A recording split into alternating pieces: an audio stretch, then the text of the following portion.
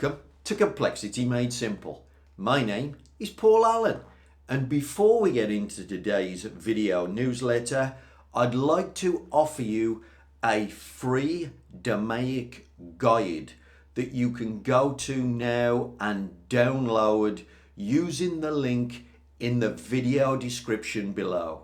So before you watch today's video, click on the link and get your free guide now. Welcome to Complexity Made Simple.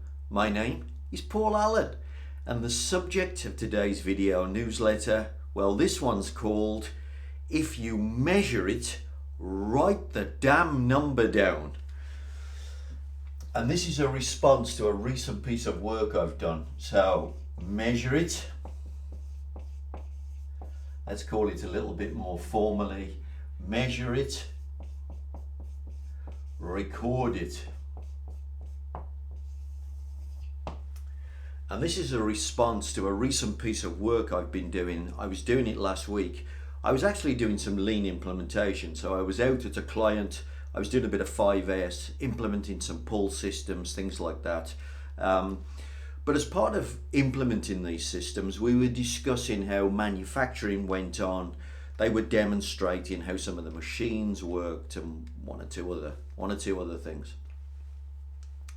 And as we were doing the work and we were watching what was going on, we could see various simple measurement activities going on. So one of the measurement activities was with a micrometer. So, you know, it's a fairly technical piece of equipment to use, and they were measuring the diameter of parts coming off a machining center.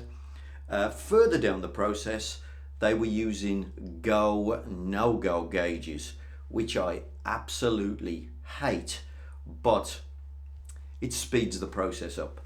So what are we talking about? Well, they were measuring the diameter. They're not recording what they'd seen on the micrometer. So they're literally they're reacting to a single data point. Now, if you measure anything in your company, anywhere, formal, informal, get the person to write it down. Why? Because that data is gold. Not only is it gold, it's really cheap gold sitting in your company. So let's think about this. Let's do something that the person I was watching didn't do, which is record it. So, single data point. What's it telling me? What's it telling me? Single data point. Now I know some of you go, yeah, but I'll compare it to a tolerance. Let's put a tolerance on there so you can see. Okay. What's it telling me? Well, it's telling me it's good. So do I just run the machine?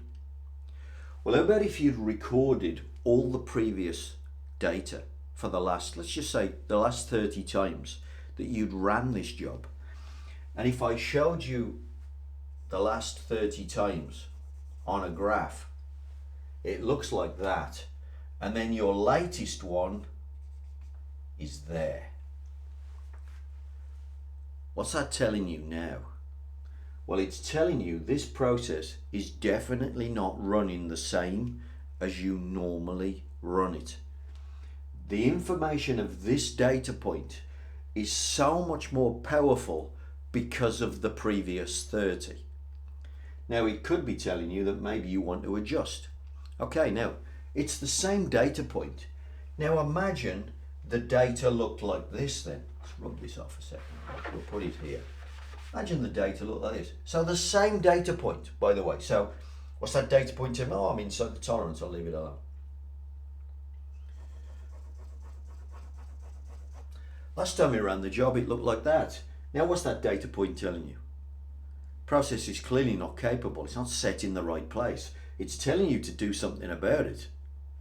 What else? And this is all the same data point, but you're learning different things. What's that telling you? Well, that's telling me that data point looks like it's part of that. I'm going to get defects today, and there's nothing I can do about it. So if I get one there, I can't adjust that away. If I take this graph and wind it up and down, I'll make the situation worse. Now, all of this information is coming from one data point, but the information is different each time, not because the data point is moving, but because of the previous data that I measured and recorded. The data is gold. Now, this particular process, they told me, did this,